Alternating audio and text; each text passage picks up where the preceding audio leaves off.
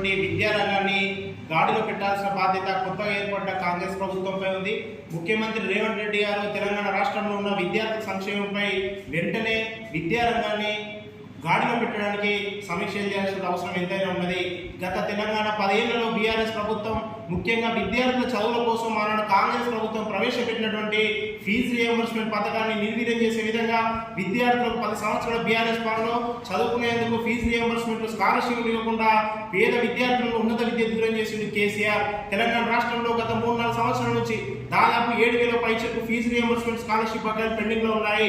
ఇలా విద్యా సంవత్సరం పూర్తయింది, మళ్ళీ విద్యా సంవత్సరం ప్రారంభమయ్యే దశలో ఉంది. ఇలా విద్యా సంవత్సరం చదువులు పూర్తి చేసుకున్న విద్యార్థులు సర్టిఫికెట్ల కోసం కళాశాలకు వెళ్తే కళాశాల యాజమాన్యాలు ఫీజు రియంబర్స్మెంట్ రాలేదు, ఫీజులు చెల్లిస్తానే సర్టిఫికెట్ ఇస్తామంటూ విద్యార్థులు ఇబ్బంది పెడతా ఉన్నాయి.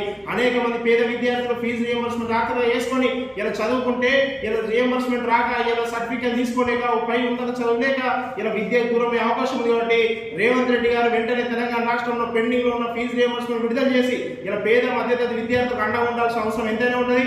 బీఆర్ఎస్ ప్రభుత్వంలో ఏ విధంగా విద్యారంగాన్ని బస్టు పెట్టించారో ఆ విద్యారంగాన్ని దేశంలోనే తెలంగాణ విద్యారంగం నెంబర్ 1 తీర్చిదిద్దంగా ముఖ్యమంత్రి రేవంత్ రెడ్డి గారు విద్యాశాఖ మంత్రిగా ఉన్నారు. కాబట్టి రానున్న విద్యా సంవత్సరం ప్రారంభంగా నేపథ్యంలో తెలంగాణ రాష్ట్రంలో ప్రభుత్వ పాఠశాల కళాశాలలో మౌలిక వసతులు, సంక్షేమ మాస్టర్లు మౌలిక వసతులు కల్పించాలని, రాష్ట్రంలో ప్రైవేట్ విద్యా సంస్థల ఫీజుల దోపిడీకి వెంటనే రాష్ట్ర ప్రభుత్వం కఠిన చట్టాలు అమలు చేయాలని చెప్పి ప్రభుత్వ యూనివర్సిటీలకు ఇన్ఛార్జి వీసీలు కాకుండా పూర్తి స్థాయి వీసీలను నియమించి యూనివర్సిటీలో ఉన్న సమస్యల పరిష్కారానికి యూనివర్సిటీలో విద్యాభవనాలు పెరిగితే రేవంత్ రెడ్డి గారు కృషి చేయాలని చెప్పి సందర్భంగా ఏఐఎస్ఎఫ్ పక్షాన్ని డిమాండ్ చేస్తూ వెంటనే రాష్ట్రంలో ఉన్న పెండింగ్ ఫీజు రియంబర్స్మెంట్ బకాయిలను విడుదల చేసి ఇలా పేద విద్యార్థులకు అండగా ఉండాలని రేవంత్ రెడ్డి గారిని ఏఐఎస్ఎఫ్ పక్షాన్ని డిమాండ్ చేస్తా ఉన్నాం.